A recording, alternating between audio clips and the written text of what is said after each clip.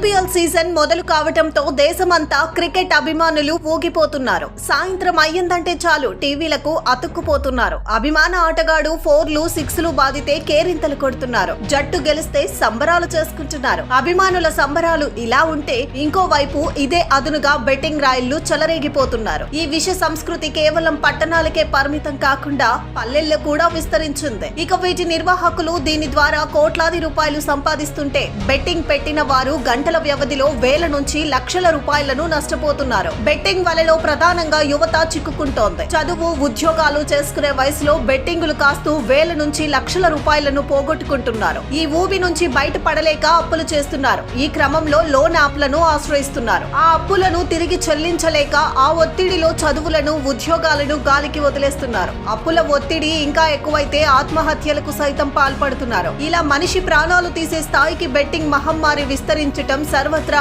ఆందోళన కలిగిస్తోంది. బెట్టింగ్ వలలో ఎక్కువ మంది చిక్కుకోవడానికి ప్రధాన కారణం కష్టపడకుండానే డబ్బు సంపాదించే వీలు ఉండటమే. చేతిలో స్మార్ట్ ఫోన్ అందుబాటులో ఉండటం, వెబ్సైట్లు, యాప్ల ద్వారా సులభంగా ఆడే సదుపాయం ఉండటంతో ఎక్కువ మంది దీనికి ఆకర్షితులవుతున్నారు. సరదాగా బెట్ కాయటం మొదలుపెట్టి చివరకు వ్యసనపరులుగా మారే వరకు దీని వలలో చిక్కుకుంటున్నారు. పెట్టిన డబ్బుతో పోలిస్తే ఎక్కువ డబ్బు తిరిగి వస్తూ ఉండటం కూడా మరో కారణం. 2-3 సార్లు ఇలాగే ఎక్కువ డబ్బు వచ్చినా ఆ తర్వాత అత్యాశతో మరింత పెట్టి భారీగా నష్టపోతున్నారు. ఈ బెట్టింగ్ అనేక మార్గాల్లో సాగుతుంది.